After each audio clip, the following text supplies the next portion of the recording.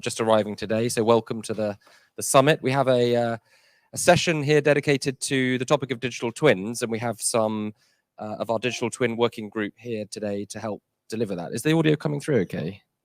At the back, can you hear that okay? Yeah, okay. Great. My name is Aidan Mercer. I'm the Marketing Director of buildingSMART International. When I joined buildingSMART, one of the things that I initiated, actually, with some help from Frank here and Christian and some other members, was we created a working group on the topic of digital twins. We clearly knew the topic, and we needed to start dedicating some resources to figuring it out, learning about it, and then sharing it. So, and then of course COVID hit. So what our plans were around meeting regularly in physical turned into some virtual meetings, and then we'll share a bit of the story shortly. The purpose of this group, and for anyone that was in Rome, the purpose of this is really interactivity. So we're looking to get everybody here engaged in this topic and to get some of your insights and feedback. So with that, we might move to the first slide. Yes, just to remind everybody that we're committed to the development of open standards, and here is our code of conduct. We're obliged to remind you of this, so if you would like to read about that, please do. Next slide, please. Next one, please. Yep, so please get your phones out because we are about to enter the start of this, which is going to include a poll. We would like your input onto this, so please scan the QR code. There will be a couple of moments later on to rescan it, but we do require your input here because this is part of the session today. It is interactive. Some of the results that we get back will inform the next phases of this, and then we will break for the coffee break and hopefully resume. Sorry for people online if I'm moving away from the camera, but we will resume after the break with an interactive workshop for some roundtables. So hopefully you've all scanned that. Again, there will be some opportunity. I think what we need to do now is present the Mentimeter and move to the first few slides of that. Okay, so we'd just like to know a little bit about who you are and which organization you come from. Or at least, sorry, which industry you represent. You might notice that some of these are the same questions that you might have answered in Rome. We're just trying to capture some commonalities or any trends we have here. So if I just step back to take a look as well. Pretty good spread at the moment between clients, so software, AEC industry, some government representatives, some academia, some other. Pretty good spread in the room. So early signs are we have the right mix of the buildingSMART community that we see at these events. Typically, when we've done the analysis of who attends these events, this is about the split that we roughly get anyway. So that's quite nice. All right, so 65 people logged in. That's fantastic. Thank you all for your engagement. Next slide, please, Ra. Are digital twins part of your company's immediate strategy? So talking really immediate strategy here. So within your own business or within your enterprise, is this part of your immediate strategy moving forward? It looks, early signs are pretty resounding. I don't remember, Bart, do you remember the results from Rome? But it looks like a pretty similar. It's even higher now in the room, so that's good. Proof that the last 6 months have been good. Okay, I think we're happy with that. So we'll move on to the next question. Thank you once again for your contribution. Is your company making sizable investments in the development plans to support digital twins? So it's part of your strategy. Is there a sizable investment? Christian? There must be some good investment from Siemens in there. Good. I'm glad to hear it.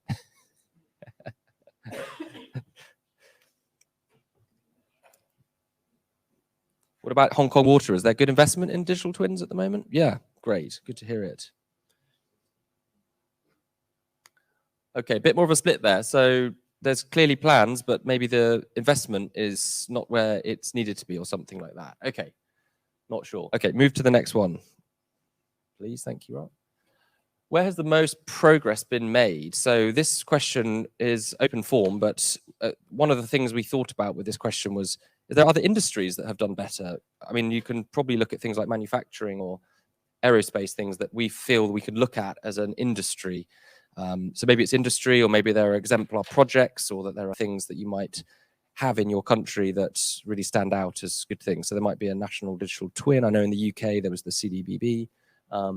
Exactly. So we've got some manufacturing systems of systems. If there are any keywords or buzzwords in there that you feel contribute to that, please throw them in. Great. Research. Yeah, that's an interesting one, isn't it? Quite a lot of this topic relies on the research done and the development through academia as well. IoT is an interesting thing. Starting to see some correlations. Oil platforms. Yeah, I think there's been quite a bit done around that. So great. All right. And again, no swear words. So thank you. That's yeah. All right. Building up a bit of a word cloud picture. So move to the next one, please, Rob. Where's the least amount of impact been made? So where do we feel we're lagging? I don't want to say this industry or things, but are there pockets of things that we feel that within even maybe our own industry that we feel are lagging a little bit? So maybe some things, farming. Yeah, we've seen in the McKinsey study that agriculture is only slightly lower than construction, apparently, according to their data. Building industry, civil engineering. Business value is a really interesting one, because what's the business case at the moment? And when you think about a lot of construction organizations and the thin margins that are there, how can we start to enable digital twins to be of business value to these organizations? Great, thank you. We're picking up some good word clouds here. So next slide, please. What are the 3 key challenges you foresee when trying to progress digital twins towards Horizon 2? So just to remind everybody, Horizon 1 was today and now. Horizon 3 is the future, really sort of futuristic, how we imagine digital twins might be. We don't have to really try to predict exactly what that's going to be. And Horizon 2 is really where we're trying to get to with digital twins at the moment. So where do we feel that the 3 most key components of that Horizon 2? Horizon 2, by the way, was the area that the working group struggled the most with to really find any definition around, because, to be honest, I think we were quite clear and transparent that we weren't really sure, actually, to be honest. So in some of our things that we'll talk about later, Horizon 2 became the challenging topic for us in particular on that topic. So, yeah, okay, we have a pretty good spread across the board there. And this is really interesting because we had a similar-ish look to the poll we did in the Rome Summit. All right, I can't recall if that's the last one, Ra. That's it. So we've reached the end of the presentation. Thank you very much. It's a really good snapshot of the room, just to get some thoughts and feedback around that. We'll go back to the presentation. So we're just going to use some of those results just to compare to some of the things we did in Rome. We'll be able to use that to formulate some discussion. And then we're going to now enter into a bit of an update from the working group. And then I'll just talk a little bit about the structure for the rest of the session. So you'll hear a little bit from some of the members, Bart, Brink, Frank, Weiss, and Mark Enzer, who's joined virtually. And we're going to provide you an update on some of the progress. And then we're going to break for our coffee. And we're going to come back and we're going to break into some roundtable discussions based on some of the feedback that we get. We've left that bit relatively loose based on the feedback and discussion we get. We're going to do a little bit of a look at that, and then we're going to put some roundtables together for discussion. So if you could get back to the... All right. So the working group, as I mentioned, was formed in 2020, actually, at the initial roundtable was in a summit in Düsseldorf in 2019. So I suppose the inception was from there. It began with 18 members, and we continued to meet virtually. Some of you in the room, I know, were part of that group. We provided the opportunity to discuss this, and it really became a forum for people to discuss the topic and share their best practices. Some of the deliverables we did, we actually provided a clear definition of digital twins. That's quite a broad topic at the moment, but certainly there are groups such as the Digital Twin Consortium that have done similar activities, and we felt pretty pleased with the result of that. We delivered a positioning paper in 2020, which Bart will talk a little bit about. We've just published an update to that recently. We delivered a podcast series where we interviewed lots of business leaders around the world on the topic, various articles and blogs, and we've met physically or virtually 14 times since, and I'll share some of that as well. This was the original, some of the group members there. We then split into a current smaller steering committee, and we'll share some of the results of that and what our plans are moving forward. Here's just some snapshots of some of the meetings that we've had. I'd say they've been quite intense days, quite intense discussions, but it's been really nice to continue that discussion as we've moved forward. And so what are the goals of this workshop and what's the goals of the working group moving forwards, which is really nice for us to share today. So we're going to provide an update to some of the results that we've had, and we'll do that shortly. We want to share some of the insights from the white paper that we've just published. We want to get your feedback in the room, and we'd like to develop a plan moving forward in which we'll invite anyone that wants to re-contribute to this group to join as part of the Digital Twin Working Group. So hereby is an invitation for you to join if you would like to join this working group, and we'll talk a bit about that later. So with that, I've talked too much. I'm going to hand over to Bart Brink, who has been the leader of the Digital Twin Working Group, and over to you, Bart. Thank you, Aidan, and also thank you on behalf of me of joining this session, which gradually moves into an interactive session, workshop style. After the introduction done by Aidan, I would like to go a little bit into the content of the two papers shown on this slide. We last week published the second one on the right-hand side of the screen, and my question is, you have received it, but who has read it? That at least know a little bit how well prepared everybody is. Can you raise your hand if you read it? Wow, that's 50%, so I still don't. For those, thank you for reading it. Don't mind that I still explain a little bit what's in there to get everybody to the same level. I will do the first part. The second part will be done by Mark. Aidan already referred to the right-hand white paper published in 2020. As I said, in Rome, more than 40,000 times been downloaded. One of the most successful white papers ever in history of building smart. It has been quoted multiple times. And I think the strength of it is it tried to make sense of that topic of digital twins coming at us and emphasize the focus on the ecosystem of digital twins, not just on an individual one, but how do they play out in a joint manner. On one hand, secondly, it also tried to position Building Smart in that dialogue as an important industry body and community to take this forward. Since then, the story continued, as Aidan elaborated with you on, and we felt the need to, this after Rome, where we did an update to you and had the first Mentimeter engagement, where we really felt this topic is alive and important for the community. We published and updated, we didn't want to call it a positioning paper, but an update on our views and our thinking on this topic. And we want to make sure that it's not just our thinking as a small steering group, but it's a joint, keeps to be a joint effort. Hence the workshop of today, hence the Mentimeter of Rome, and collecting insights and feedback. I think this second one is reiterating a little bit the message and the importance of digital twins as a way to deal with challenges in society. But it also introduces or explains the 3 horizons, which we introduced in Rome as a kind of framework of structuring our discussion.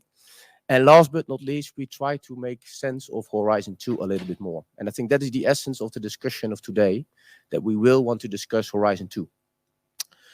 Having said so, I think that if you also read the second, but also the first white paper, both express the importance of and the complexity of society today, the challenges we will face, increasingly face, and how they all interplay with each other. You can't deal with them in isolation. They interplay with each other and have a relationship. And I think that is one of the opportunities, but also the needs why digital twins come to play. And ecosystems of digital twins are required. And because we all know these kind of pictures about digital twins, just to set the scene a little bit, for me, it remains always about, there are 2 kind of purposes we want to fulfill with these kind of digital replica, virtual replicas, or the physical situation. whatever that physical situation is. We talk about the built environment here, but other industries are working on this as well. Whether we talk about patients, whether we talk about cities, whether we talk about energy systems, water systems, and the like. But there are two purposes. One is always to get an understanding or insight what is happening in the physical environment at a certain point in time. Really collecting, connecting, analyzing data, give insight and meaning to that. You could debate whether that's a full digital twin, but I think it's one purpose we see amongst a lot of applications where we really create urban digital twins of cities, for example, where we collect and visualize data about traffic and other information sources. Aggregate that data, put some analytics on it, and that gives us insights. The more promising part, in my view, is always the foresight. Can we also use it to look ahead, to shape the built environment? And really use it to predict, prescribe. And I think there, besides that, in the first part of purposes, IoT and BIM and GIS really come together. Also, the whole development of AI and large language models really start to play in the simulation models. So I think it's quite a comprehensive concept, but for various purposes, on one end. Secondly, it's also not just limited to use it. When it's there, you need a digital twin to do so. I think already during design, it's important to think along how do you create a digital twin as part of your delivery, potentially. So that full life cycle approach to digital twins was already introduced in 2020 and is and will remain an important perspective to this. Last but not least, and that is the way it was visualized in 2020, and I think you also see in other publications talking about connected systems of digital twins. That system of system thinking is also important. Because it's not just having a digital twin of a bridge or a building or a patient or a manufacturing process, but we all acknowledge or increasingly acknowledge that part of the value is when you can join them up, if you can bring them together. If you can combine the digital twin of the bridge that predicts the steel behaviors over time, for example, with traffic information to really bring that together and let that interplay with each other. Or let's talk about a building. A building doesn't stop at the doorstep or the entry of the garage, but it's also part of an energy system. And how can we interplay with those? And even further, if we look at climate change, flooding has an impact on energy systems, has an impact on telco, has an impact on access to important services for the community. And there you also see we need to bring these digital twins together in a way, and find a way to define how they can interplay with each other. And that's where that quote ecosystem of digital twins come from, but also designing a systems of systems instead of just individuals. And then you really find out, this is a huge challenge, but also a huge opportunity if you are able to do so. And also a great game area where buildingSMART can play in, because interoperability, open standards, able to work collaboratively on those individual digital twins that can communicate with each other, data spaces, federated data sharing, and so on, are all come into play. So we said, okay, knowing this is a huge challenge ahead, we need to structure it a little bit in our thinking in 3 horizons, as we call them. Because there's a lot already happening today. As you showed, part of your strategy, investments are ongoing, promises are being made, confusion is created in the market as well, but we see that there is a realism of today, with some great practices, but also still things to be done. On the other hand, we quite know, like I just tried to explain, there is a kind of future vision. For these grand challenges, we really need to look into things more in a combined manner, in that ecosystem of digital twin kind of style. So that future vision is also quite clear. The big question is, okay, it's standing between now and that vision, what needs to happen? Horizon 2. Briefly, on Horizon 1, but I don't want to dwell too much on the challenges. This is the same slide we presented in Rome. But besides people here in the room who has probably a genuine interest for the topic, I think there's still a lot of confusion, unknown, or what is it about or not about. Till up to today, there are discussions in LinkedIn and fora about definitions or not, and what it's not about. So the awareness is growing, but still, we look for good cases. And I think that's directly linked to the customer value. Are we able to identify the right use cases that make sense? And then you get in one of the challenges that if I talk about digital twins of systems, there's no one owner. There are multiple owners that the value may be distributed. So who is then the customer? Who is then procuring? Who is owning the data of the digital twin? All valid questions if you get into that level of thinking on this topic. Yes, we talk about data, all kinds of data. It's not just building data, but IoT data and GIS data need to come together. Siloed worlds once need to work together in a digital twin ecosystem. And of course, when you get into the whole fact of creating digital twins of especially critical infrastructure, your energy system, your water system, security that already has a lower level but really gets in, how do we deal with security in such a scale? How do we do that by design? How do we make sure that it happens properly? And yes, the solutions technology-wise are often there, but getting them probably embedded in these large systems of systems might be a different challenge. Now, the Horizon 3 thinking, this is a picture also part of the white paper and shown in Rome as well, is really how can we move to that integrated way of looking at our built environment, where the built natural assets come together and the services for our citizens really are being supported in the right way. It's really that system of systems line of thinking where really focus on the outcomes that deliver value for those multiple stakeholders in the right way, and that everybody can contribute to it. So it's an open collective system as such. So there's a kind of a dot horizon. There is also ecosystem of digital twins is a dot on the horizon of the buildingSMART roadmap, as you might have seen in Rome as well. But we said, okay, having said so, that's nice. Can we take it now a step further? And what should be the focus? And this brings us in Horizon 2. And this was the output of Rome, where we asked the same question of today. And we indeed have almost the same score. So I think it's quite stable, let's put it that way. There was a slight difference on the first one, which went a little bit up, and the vendor login went a little bit down.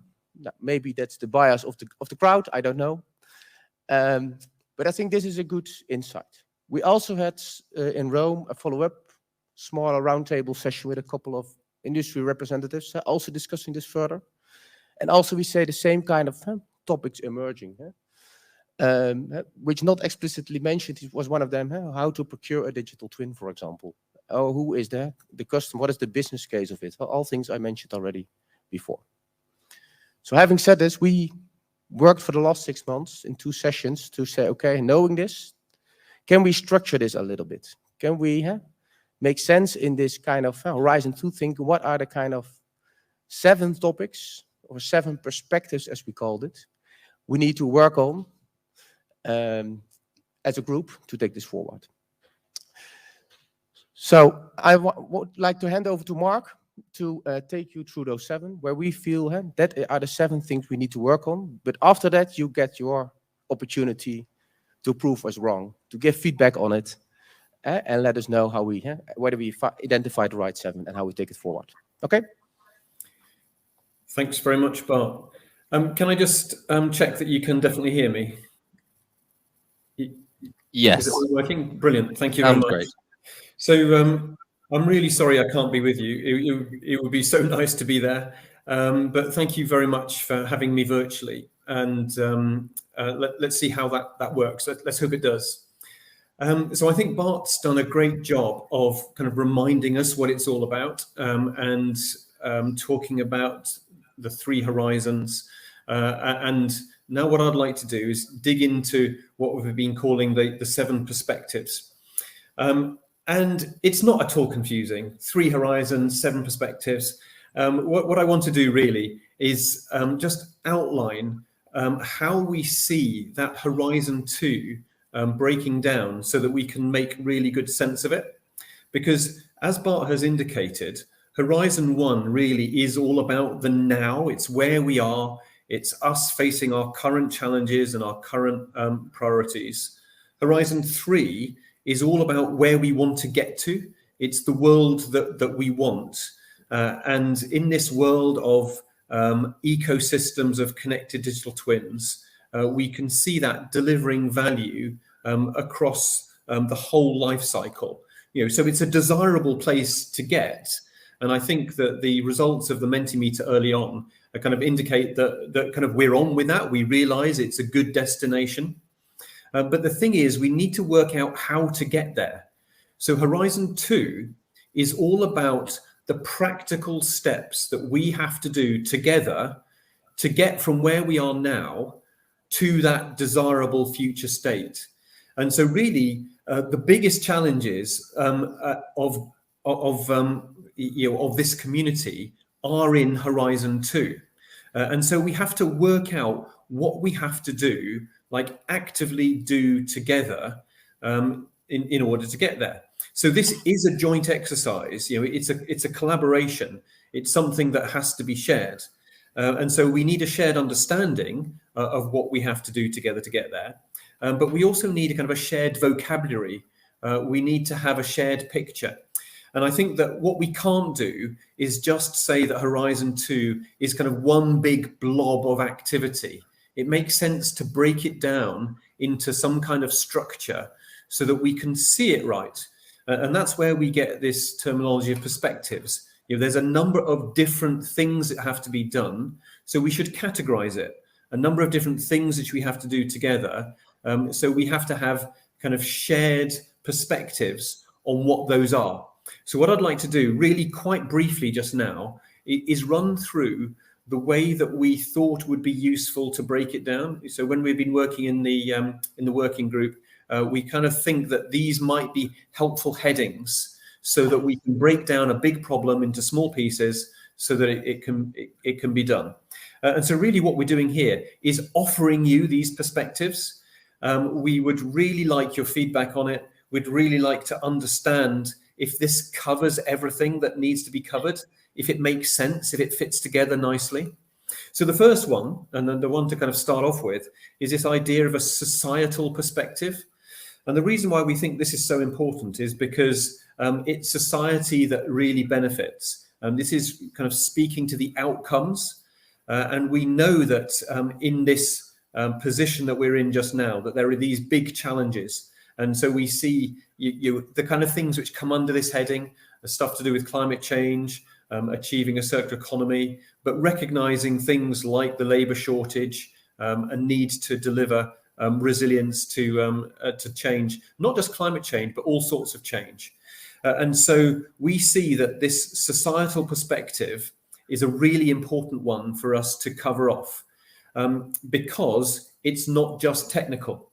However, there clearly is a very big stream that needs to be considered on the technological side. So if we could have the next slide, please. And so the technological perspective clearly is a really important one. We didn't want to start with technological because we kind of thought it would be useful to focus on outcomes, and therefore a societal outcome seemed to kind of come above in a priority. But obviously technology feeds into this. It should be the servant, not the master. But the type of things which we need to cover off in here are integrating technology in the service of those outcomes. And so, yes, it will be things like AI and machine learning and IoT, robotics. But I think that the thing that becomes important in the technological sphere is how we can bring these things together rather than have them isolated spots of light of technologies that are just kind of fun to work with. What the challenge is how we bring these together in delivering ecosystems of connected digital twins. So I think integration becomes a really important part of this technological perspective. And if we can move on to the next one, please. And then clearly there's an economic perspective because we want to talk about the benefits. And if we don't have economic benefits, then it really wasn't worth doing it in the first place. And so, yes, it's true that we want to have environmental, economic, and social outcomes improved by our ecosystems of connected digital twins. But really, for it to work, it's got to work for businesses. We've got to prove the business value. We've got to develop business models that work in the context of connected digital twins. We've got to have use cases that are shared and make sense to the community and absolutely need commercial benefits. Because if these things don't happen, then the change doesn't happen. Again, we wanted to put it in its place. We wanted to start with the societal view, recognize the role of technology, but really this economic perspective is absolutely essential to make this journey work. And the next one, please. And then it kind of follows on naturally, doesn't it, that we need to increase our capability in order to do this, because clearly there's a skills shortage already, even in Horizon 1, even with the stuff that we're trying to do now.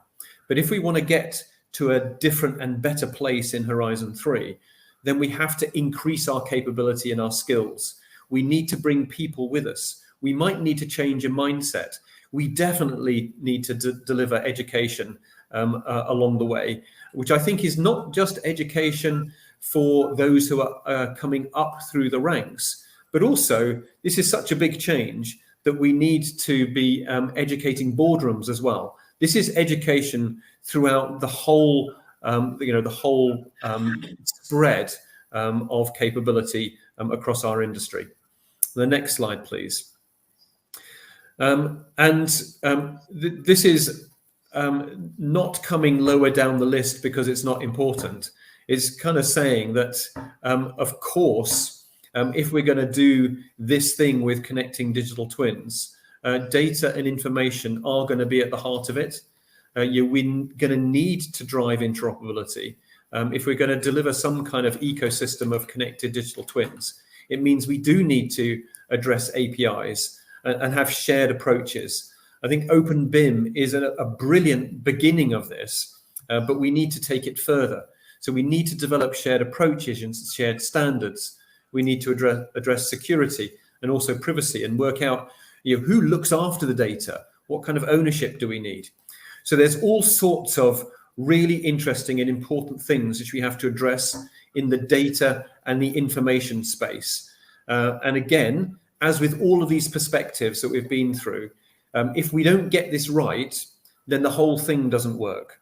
But we thought it's quite useful to kind of categorize them, to put headings under which they sit. And then if we can go to the next slide, please. And as we know, probably through bitter experience, if we only address the kind of the technical and the data stuff, then it still doesn't work. We need to address organizational and human factors as well. It's absolutely essential because this journey that we're on is a socio-technical journey. It's not just technical. Now, we know this, but so often it seems to be kind of left to the end. And so I think in our journey through Horizon 2, we need to be very active and very intentional about addressing organizational issues, which includes industry change, but it's supported by addressing contracts and workflows and processes, some very kind of practical things which come together to help deliver the kind of organizational change which is going to be necessary in our journey through Horizon 2. And then finally, if we can come to governance. And again, it's not because it's not the most important, it's just that it has to come in some kind of order. But if we're going to make this whole thing work, then we do need to address regulation, ethics, legal solutions. Because if those are not put in place, then the industry isn't enabled to facilitate the kind of data sharing which is going to be necessary to join up digital twins. And we separated out organization and governance. There was a lot of debate about this, but we felt that it was actually so important that we needed to kind of have a category of its own to ensure that we have kind of shared joint view of governance across the industry to facilitate the change. Whereas the organizational changes, which I've just run through, are more for individuals to work on, individual organizations. But if individual organizations work on this change, it won't be enough. We've got to do something together as well. So that was a very brief run through our 7 perspectives. And if we can just have them all up on the screen for a moment, please, so we can see that's great. Thank you. So just to conclude, having run through each of the perspectives as we see them. I hope you see that they're all important. They're all streams that we have to work on to get from where we are now to where we want to be. But there's also a connection between them, if I can just touch on that very briefly. And you can kind of see that in some ways, the societal, economic, technical perspectives that kind of speak to the outcomes. And in some ways, the capability and data perspectives are foundational building blocks that actually enable the economic value and create the outcomes. So you can see there's a connection between those. And then I've already pointed to the connection between the organizational and governance perspectives, because those are kind of essential to allow the overall transition. And then I think we can look at them another way again and see some other connections, looking at it from the point of view of the role of BSI.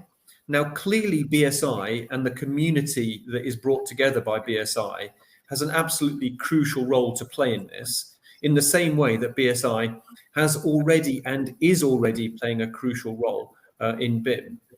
And so for each perspective, the role of BSI and the role of the community might be different. And so, for example, we might be leading in the capability and the data perspective. Those seem to be areas where this community has a specific role, specifically useful role to play. It might be that we can kind of collaborate when it comes to the marketplace on the economic perspective.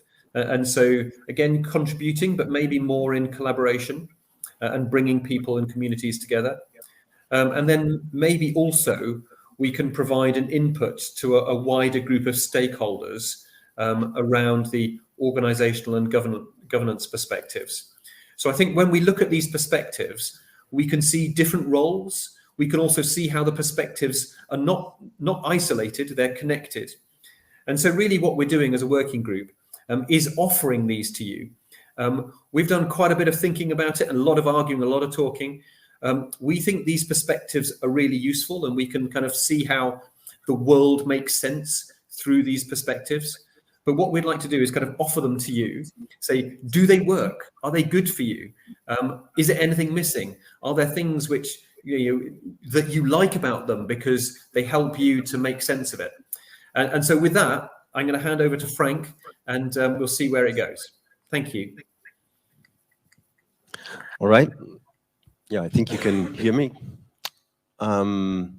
Yeah, so that was the first part to give you like the overview of our outcomes from the last couple of months. And we have prepared a couple of specific questions for you because we want to get your sense. But before we can start with that, we need a little bit of time. And I'd like to ask you, are there some first, let's say, thoughts which comes to your mind in what you have seen regarding that second paper? So useful, hitting the point, missing specific elements. So the floor is yours. Hands up. Please. So my name is Haijiang Li from Cardiff University, UK. I think one of the questions earlier you mentioned is the lack of consensus still after a long period of time. So for your paper 2, are you trying to work out some definitions, guidelines to make it clear in terms of industry applications for digital twins? Yeah, that's a great question. And if you consider the whole discussion in the industry, you know, there are like 5 questions and you get 10 answers.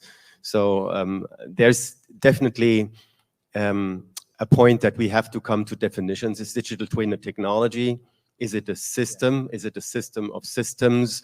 And how do we really discuss about it? I see there are similarities to a common data environment, because a common data environment can be determined as a platform, which probably is just a product only. But as we see more and more in the industries, it's a combination of many different type of solutions.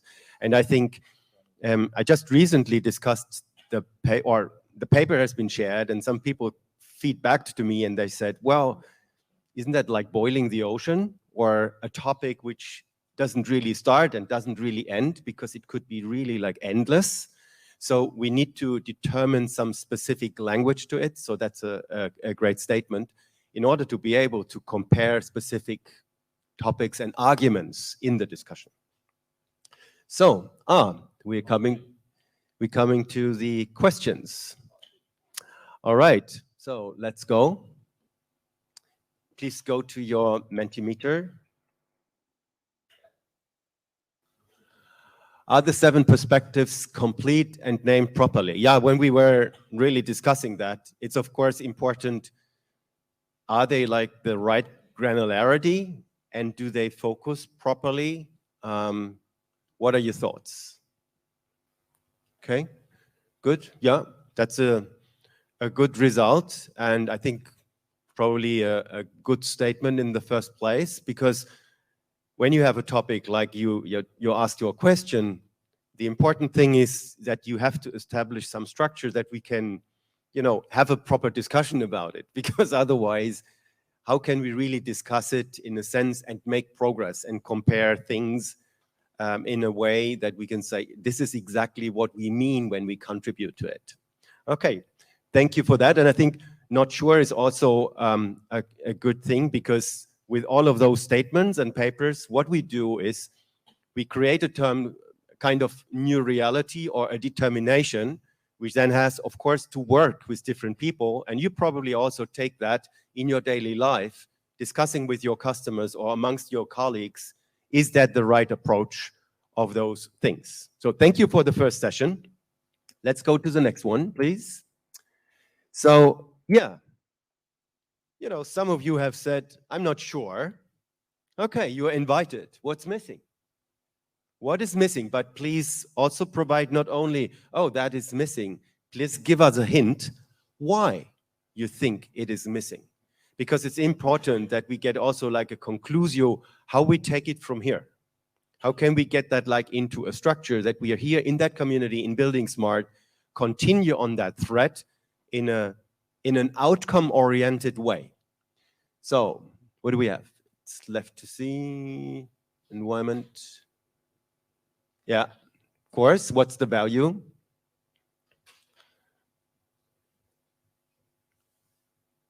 What the role of buildingSMART? Yeah, actually that's a part of the things we discuss here. Okay. Yeah, I have to be a little bit impolite because otherwise I can't read. So sorry for that. We don't have a monitor. Tangible.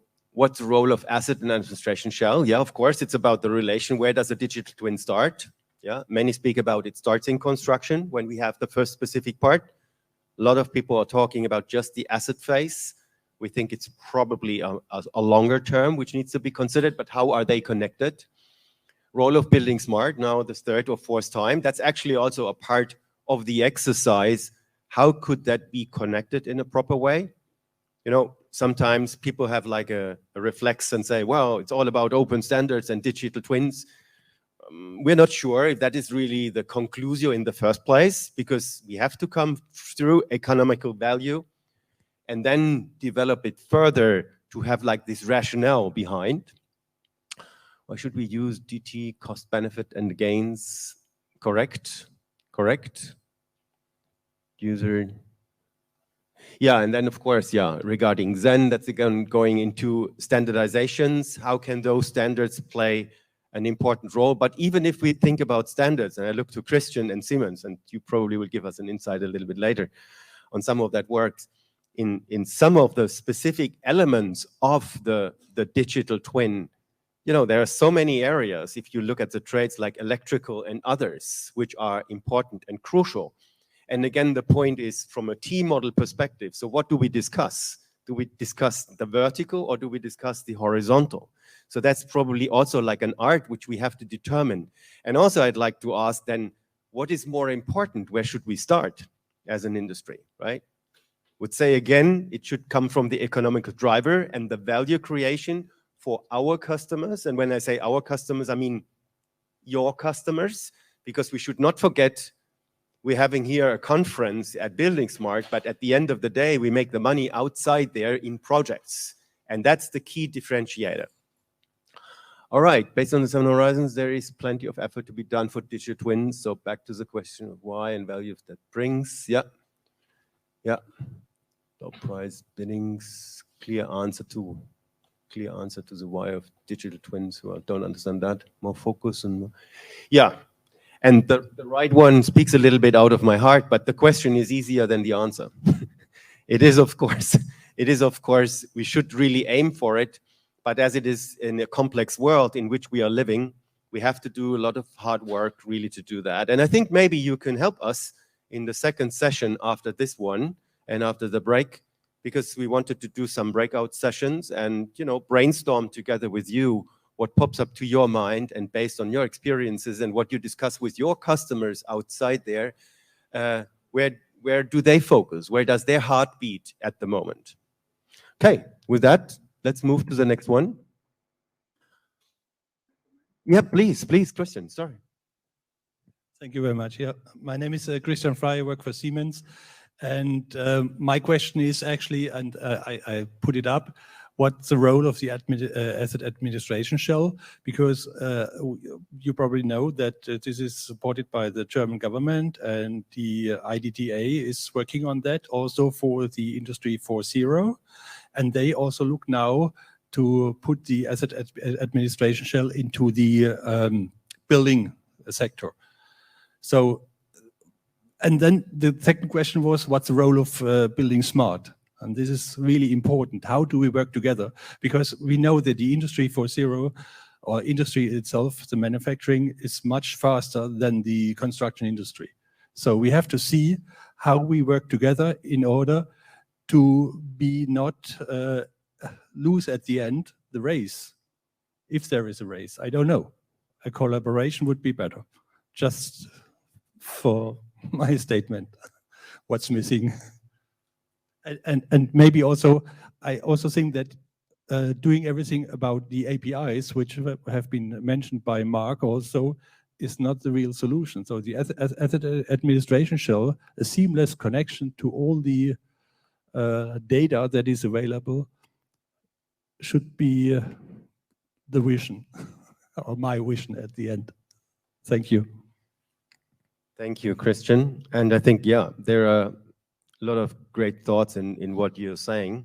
And especially when it's about data exchange and APIs, again, it's also about the why, yeah? So that's why one thing is to establish it and to enable it, but on the flip side, we also have to have the clarity, what do we really try to achieve and accomplish with this?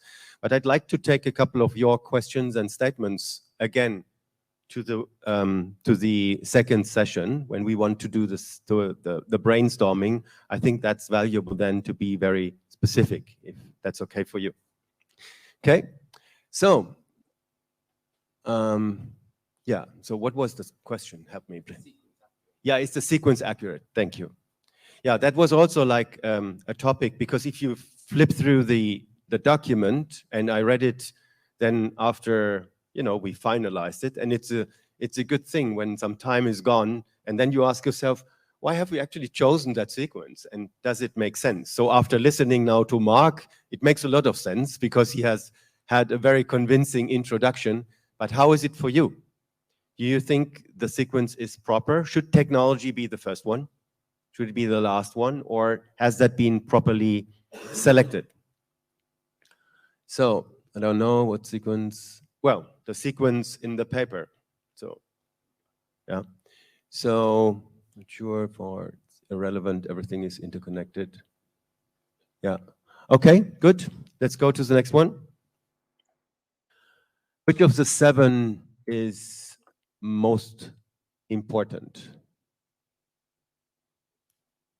Which of the 7 won in the papers, for you, which would you select as the most important ones? Oh yeah, this is okay. Next one. Yeah, that's true.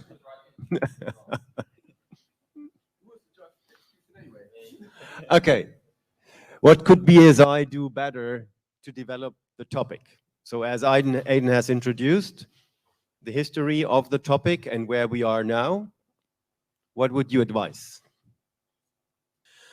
Well, I think it has started in a good way, and you probably had a good sense of this to kick it off in Düsseldorf, because like in every journey, you have to get started. And I think it was also smart to get it started within the buildingSMART community to really extend the scope and have a proper relation to it. Because if not, this community should have like an opinion on it and speak about it and discuss this topic, where else, right? So this is, I think, the right approach. And also, given the funds which were available, to me, it's amazing on how far we have come until today, right? So this is also something what we have to see in comparison to something like the Digital Twin Consortium, which has started with hundreds of thousands of dollars and really assigned people almost full-time working for it, right? So I think in that rationale, I think it has been a good start. But now what, as we always see, when we were in Rome, we had the first panel. Now we are with the paper, we have to see what would be a next step to have it an attractive and the next contribution in Valencia. Okay, philosophically discuss the white standards, clear determination, meditation and training. Yeah, I'd like to focus very much on those use cases on the right side. I think that's the very natural driver. And what I also liked, if you have been on the conference yesterday, there was one slide, I think it was from the Staatsbook presenter, when he showed like a brain where you have like innovation, which one part of the brain, and the other half is you have to focus on your current business. I think this is very important to make this transition very practical, because at the end of the day, if owners or potential buyers have to take purchasing decisions, it is important that they can identify the value. And I think for this, we really have to work. So it's not about technology only or the standard in the first place, it's what the value can be created. Okay, the authorities involved, education about digital twins. Yeah. Yeah, and then also on the right top side, show real life examples is also useful. And I think in this, we should also understand that there is also a maturity happening in the digital twin topic. So I'm not talking now about the horizons, more on a maturity scale, let's call it 5. Because in the first place, we may say, well, it's a model, and this model has connection to something in an asset, and there are data streams flowing back and forth in the first place. I know they are not new, but if I would ask you, probably would agree they are not the standard at the moment in the industry. And I know a couple of examples from my hometown in Berlin where they have established a lot, like in the Cube, close to the main station, but they don't know exactly what to do with the data. So we have like both phenomenon. Sometimes we do not collect the data or we get the data, but what should we do with it, right? So this is something what chicken and egg challenge, which only works again through the cases. What are really the problems happening at the moment? And I think the world has given us new challenges with COVID and others, which we couldn't have anticipated 5 years ago in that sense. All right, thank you for these contributions. Do we have another question left? What has BSDI not done well so far? Yeah. So, yeah, quite humble. We'd like also to hear what's missing. What's missing? Any ideas and thoughts which should be considered for the future? Oh, compliment, thank you.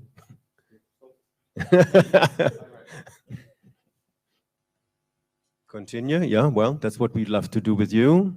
Tangible deliverables to equip the community to promote the use of digital twins. White paper is good, but we need to, yes, can't agree more. Sort of new, okay. Yes, well, that's, I'm not certain if it has been a part of the DT, but that's kind of natural because I think it's still in a transition and there are probably not examples yet to be really shown. Aidan? Actually, it was interesting because when I read that, we probably have enough case studies now to put together a booklet of digital twin examples in the awards brochures. So there's a Siemens digital twin example. There was one of a bridge. We're starting to get probably about 10 case studies. So I've already written it down. We could probably put together a booklet of material that's already there and usable. That would be a very quick win, and start to apply it to this group. It'd be great. Thanks. Yeah, mobilize the industry to drive change. That's a part what we would like to do here as a community, together with you. Tangible results. Acceleration or celebration? Or maybe it's a little bit early. Okay. So the output, yeah, focus on the output of the end user, definitely, absolutely. And I think that's absolutely crucial, that we really focus on this, always to start with the why. Why would it change? Sectors. Yes, collaboration with other sectors.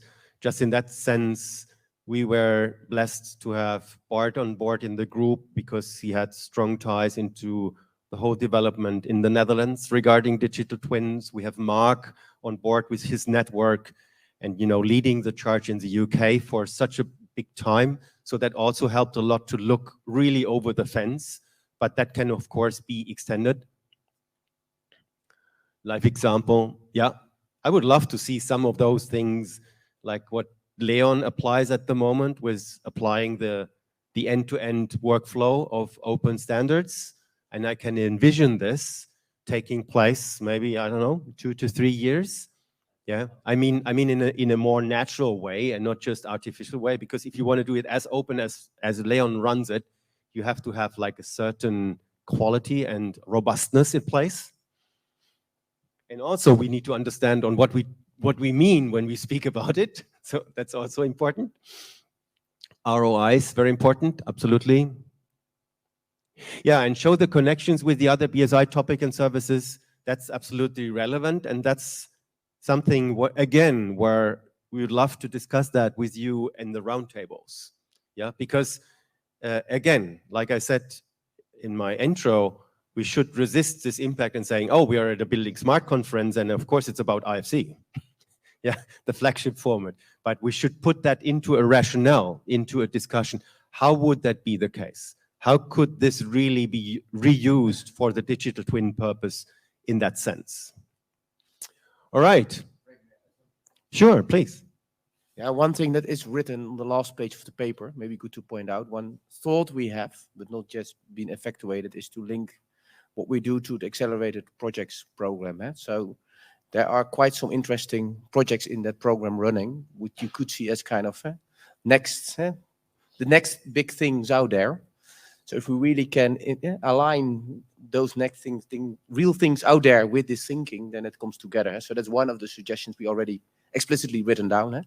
So, but still also an open question to you. Of course, it makes sense to engage with rooms, chapters, and help them, not to say this is where it should go, but engage on a discussion where we think that might help them also further, and vice versa. So I think that is an important next step, but I think let's take it further in the discussion later on. Yeah, thank you for this. And I believe that was also the question yesterday at the panel, what should buildingSMART change? And I answered to you, well, I think the right things are at the table, just accelerate. But in that sense, I think also for later when we have the discussions in the breakout groups, maybe it would be also a good exercise for you, ladies and gentlemen, to say, what should we not do? What should we not focus? Because strategy is what you do not do. And it's easy to extend the scope to endless topics. It would also be good to have a little bit of a sense where to focus rather than in others. Anthony. It's interesting that there was a question from Cardiff University. Yeah, and I suppose that when you're looking at these Horizon 3s, which are very far in the future, to what extent is BSI really working and engaging with the universities to make this a mainstream part of the whole education process of engineers, of architects, but not only engineers and architects, the whole of the professions, the skills that are involved in the built environment, about community and society, etc. Yeah, thanks for this statement, Anthony. And I think what we did in parts of the group, we involved Jakob Beetz a couple of times, but unfortunately, in the last couple of months, he was not available. But he was more like a stakeholder for it. But of course, that needs to be considered with others, experts in that sense, you know, and everyone is welcomed to join it and to contribute to it. Yeah, thanks, Frank. Marek from Autodesk. I'm with Mark Enzer on a British Standards Mirror Committee to what's called IoT1, which is digital twins and IoT. And they're looking to create some technical reports, one of which is around use cases in digital twins. What, as a group, we've identified is that these are just examples, they're just use cases. And what I've quite liked about the recent update report from yourselves is that the horizons is fine, because I think we're kind of fishing for what are good digital twins. And to move forward to maybe that connected world is, well, we need to find the ones that are valuable, because there's no point connecting the ones that are not valuable. Whereas I think today we're kind of saying, your point about the Berlin station is we don't know if that's any good. And I just wonder if we're trying to get too far ahead, that let the world settle down, let's look at the technologies that matter. Let's look at the interoperability problems that are for real rather than invented because someone's tried to apply an approach that is probably not sensible. And ultimately look at the investor or the owner of the assets. Are they getting value? Because if they're not, then they've just wasted a bunch of money on somebody showing some shiny technology. Yeah, thanks for this comment, Mark. And I think when we had the discussion yesterday, and it was your question, Anthony, from where should be the change coming? Who is really like driving it forward? And I think I said, well, in general speaking, technology enables business. And this is what we see when we look backwards all the time, yeah, in human history. And all of this is accelerating. Now, it's a fair comment that, of course, just the technology itself is not the point, but technology gets cheaper, it's more affordable, and we have like hands-on challenges. Again, labor shortage is easy said, but we all feel how that is. We were in a workshop in June in London, and we were talking to really tier 1 and tier 2 contractors, and lots of them suffer because of the labor situation in the UK. And that's just an example. They already said we have a 285,000 we had 285,000 down. And for instance, when the Ukraine-Russian war potentially comes to an end, the situation might even turn to the worse, because lots of the workers who are still in the UK may go to Ukraine and rebuild the country.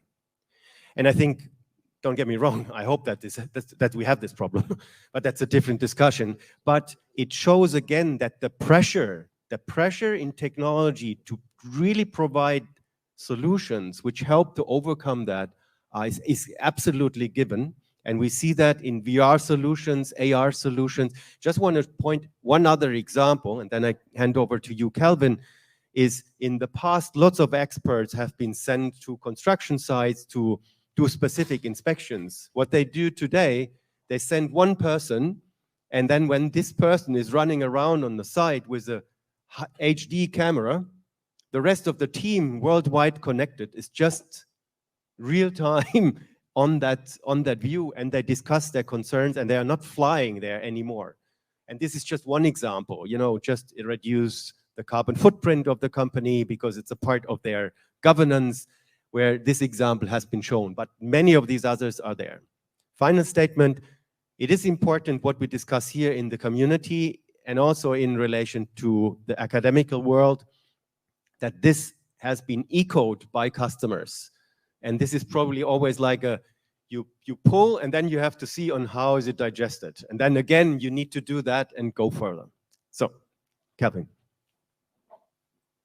Thank you, Frank. And the committee, first of all, kudos to all the volunteers, to all the committee members for moving the needle from Düsseldorf, bringing folks together to the horizons, and of course, looking at the 7 perspectives. I'm Calvin Ken, a buildingSMART also ambassador, kind of like volunteer.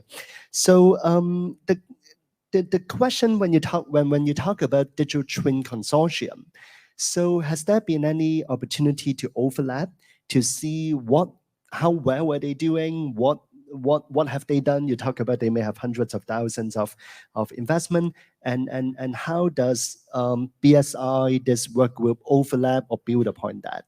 And similarly, with some of those initiatives in the UK or elsewhere, what's the intersection of the 7 perspectives in those other ongoing momentum? I think that's question number 1. Question number 2, I think it's or opportunity number 2, is that when Aidan earlier mentioned that there may easily be 10 case studies that we can work on, maybe, and indeed, some of those may be award-winning cases, some of those may be amazing case studies. Can we also look at the overlap of them? How do they intersect with the 7 perspectives? A few years after the awards, are they still behaving, performing as what they pledged? What exactly are the reality? And not only interview those who submit for the award, who often come to the stage. Can we go out and really meet with the operators, to meet with the ultimate benefactors of those digital twin, just like what you as a citizen of Berlin could really see? So look beyond kind of like the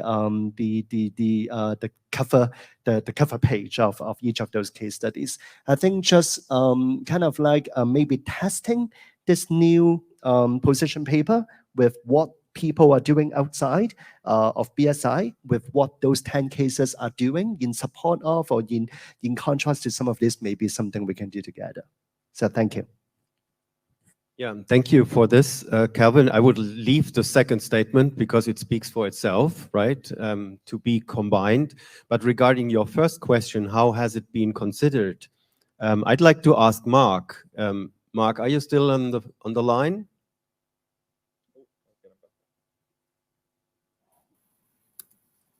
Hello. Hello, Mark. Maybe Yeah, maybe you can speak to the audience a little bit on how it has been related with the 7 principles we have identified to the work you did and the other developments in digital twins. Yeah, sure. And the questioner asks about the Digital Twin Consortium in America.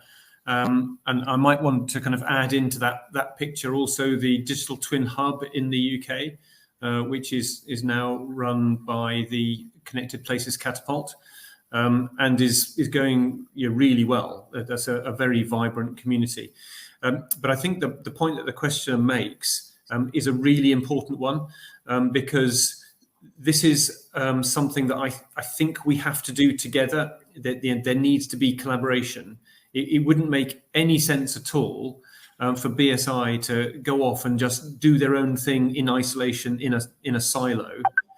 What does make sense is for us to collaborate with others in the same space. And so I think that is absolutely essential. Now, in the Digital Twin Hub, which I have to say, I know a lot more about that than I do about the Digital Twin Consortium. In the Digital Twin Hub, they have a working group on interoperability and standards, which sounds kind of very similar to some of the stuff that is needed in these in the perspectives. So what I would be really hoping for is to make that connection. While I can't point to specific activities at the moment that are making those connections, what I think I can say is that we as a community need to put extra effort into making these useful connections with others who are in the same space. So that would be my response. It's like, yes, let's do that. Yeah, thank you, Mark. We also have you here on the screen at the moment, so thanks for this contribution. So I think we would like to come to a close of that session, but before we do that, I'd like to hand over to Christian, because Christian would like to add some contributions to the intro, before we close and then go for a coffee. So Christian, please. Yeah, we always talk about what is the value of a digital twin. That's a really good question, because without a value, we won't make money with a digital twin. And here is, let's say, my view. You have seen this slide yesterday. Okay, so at buildingSMART, we are currently focusing on the design and construction phase. And we create a digital twin for the construction. Static data. On our product development, we develop a product, we create a virtual model, we optimize it, and then we have a real model, and then we have a digital twin. Static data. The real performance and all the business is when we bring these two together. When we have a construction twin and a product twin, we know where the product sits, the product creates data, and then we get, as we call it, the performance twin. And this is where we get the value out of. Because when we see how a building is performing, then we can optimize it. We can see where we can reduce a carbon footprint, where we can reduce any waste of energy and all this stuff. And that's what I'm really looking for, that we get this together, that the horizon goes behind construction. So when you give the key to your customer, then the digital twin starts. And we stop looking at this horizon at buildingSMART at the moment. And I hope that we can extend it really to the end. And a life cycle of a building is 40 years, let's say. And it needs adaptation to replace technology, to replace the, or to adapt to the use of the building and all this stuff. And it must be always with good performance. And that's why I say the performance twin is what we should look at the end. That should be our vision. At least from us, from Siemens. We have to make our customer happy, and then when they see that they have a value out of the digital twin, then they give us the money. If it's just on paper or data that you say, you get the data, you don't know what to do with it, because it's static data. What shall you do with static data? There is no use of it if you not combine it with the dynamic data. And that's what I would like to see. That's what we should work here on, and that should be our vision. How do we get there, and what do we need to get there? And that's why I mentioned also this asset administration shell. We have to connect this stuff. If we don't get it connected, then it won't work. That's my view. And now you get a coffee. Thank you very much. Yeah, thanks, Christian, for focusing on that part. I think the classical digital twin case, when actually the shell is running, and as we know, the 2080 principle, how long a building is in use, that's clearly absolutely valid.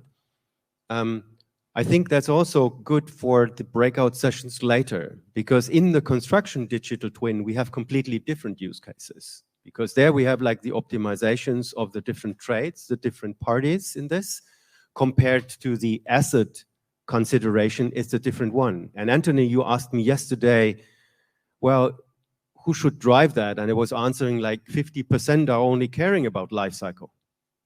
Yeah, and a contractor not necessarily looks after those things if they are not in her contract.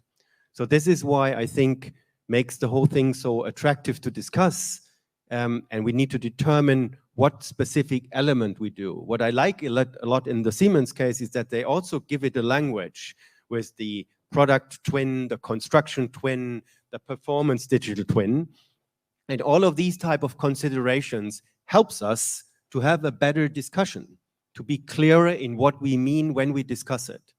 But to me, it was I was really amazed in seeing when you go into the details, what you can do in those different phases and what you can achieve.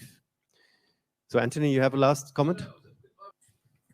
I absolutely agree with what Christian, what you're saying there, because I think that the construction sector has got an obsession with productivity where it should have more of an obsession with performance, because the reality is that when we're building roads, we're building railways, they're lasting for centuries. And so saving 10% of the construction cost is really a small part of the overall cost and value of that asset.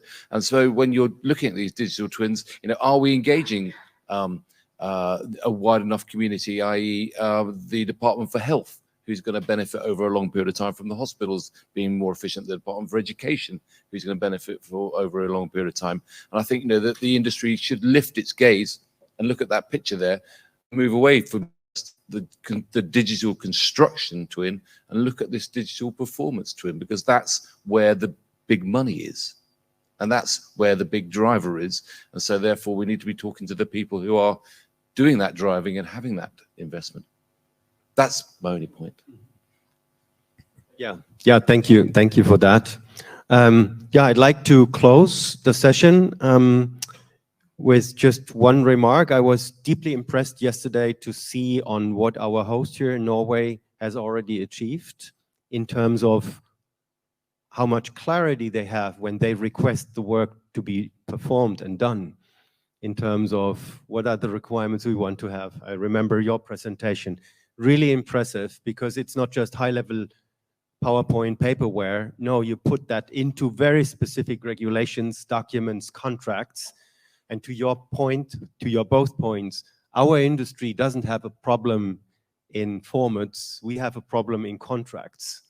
So that's very important, because when we clear what we want, everyone will go after it, because otherwise there will be no business. And with this, I would like to leave you for the coffee break, but I give it to Aidan for the final word. Thank you. Thank you, Frank. Very, very good. Just would like to say, we're going to break for a coffee now. We will reconvene into some smaller roundtables for discussion, as mentioned. I then have a goal, which is to get you to break early, because I was at the back of the lunch queue yesterday, and that was a nightmare. So I'm sure all of you, if you get to the front of the lunch, you'll be appreciative of the time saved in the queuing. So that, fortunately for those online, Trinidad, thank you for the question around digital twins integrated into BSI processes. Yes, it's something we're discussing. So thank you for the comments in particular. If not, we can follow up afterwards. Unfortunately, for those online, thank you for joining. The next session is probably not so relevant for you, because we'll be in round tables. So assume that will be the close for the virtual thing. And thank you, Mark, very much for your contributions virtually and for your contributions to the working group. So with that, we're going to have a 30-minute break. We'll reconvene with some roundtables. Also, thanks to the audience for your contribution to the Mentimeter as well. Without that, that would have been a bit of a struggle. So thank you all very much, and we'll see you in 30 minutes.